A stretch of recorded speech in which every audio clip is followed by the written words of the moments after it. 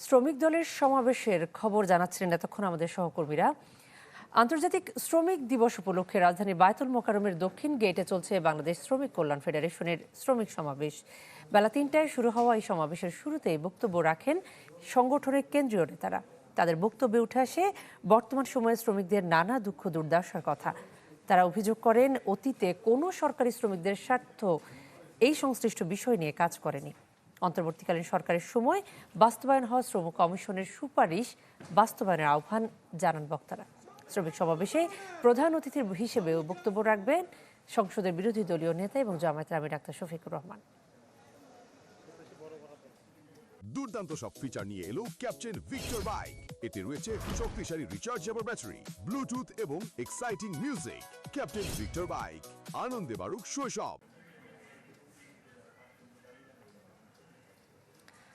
দর্শক, বায়তুল মোকাররমের দক্ষিণ গেটে চলছে জামায়াতের শ্রমিক সমাবেশ। সেখান থেকে আমাদের সঙ্গে যুক্ত হচ্ছেন রমিজ হোসেন। রমিজ, সমাবেশে কারা বক্তব্য দিচ্ছেন এবং যারা শ্রমিক নেতারাও আছেন তারা আসলে কি দাবি দাওয়া বা কি বলছেন?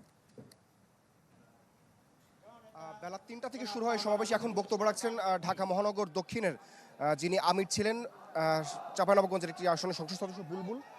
তার আগে এখানে বক্তব্য রেখেছেন উত্তরের আমির। এছাড়া তার আগে এখানে বক্তব্য রেখেছিলেন এই যেই সংগঠন, শ্রমিক যে সংগঠন, সেই সংগঠনের যারা কেন্দ্রীয় নেতারা রয়েছেন তারা বক্তব্য রেখেছেন। তাদের বক্তব্যে মূলত শ্রমিকদের স্বার্থ সংশ্লিষ্ট বিভিন্ন বিষয় নিয়ে তারা এখানে আলোচনা করছেন। তাদের যেই 15 দফা যে দাবি, বেতন ভাতা সহ নারী শ্রমিকদের মাতৃত্বকালীন ছুটি 6 মাস, কর্মক্ষেত্রে প্রয়োজন নিরাপত্তা নিশ্চিত করে এবং বিশেষ করে শিল্প কলকারখানা এলাকায় যে সমস্ত শ্রমিকদের জন্য বিশেষায়িত হাসপাতাল, তাদের সন্তানদের জন্য শিক্ষার ব্যবস্থা নিশ্চিত করা সহ তাদের যখন তারা আসলে অবসরে চলে যাবে তখন তাদের জন্য গ্র্যাচুইটি প্রভিডেন্ট ফান্ড, এই ধরনের দাবি তারা এখানে করছিলেন।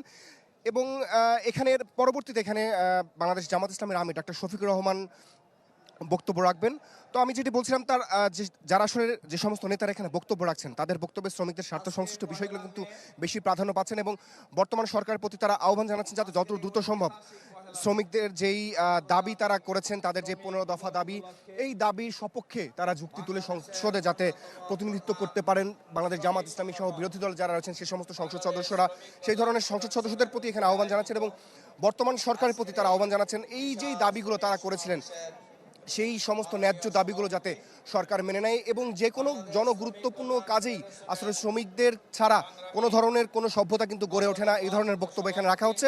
সবশেষ তারা আসলে তাদের যে 15 দফা দাবি সেই দাবি মানতে সরকারের প্রতি তারা আহ্বান জানাচ্ছেন। কণা, এই ছিল এখান থেকে সবশেষ তথ্য আমার কাছে। রমিজ, আপনাকে ধন্যবাদ। রমিজ হোসেন আমাদের সঙ্গে যোগ দিয়ে জানাচ্ছিলেন জামাতের শ্রমিক সমাবেশের খবর।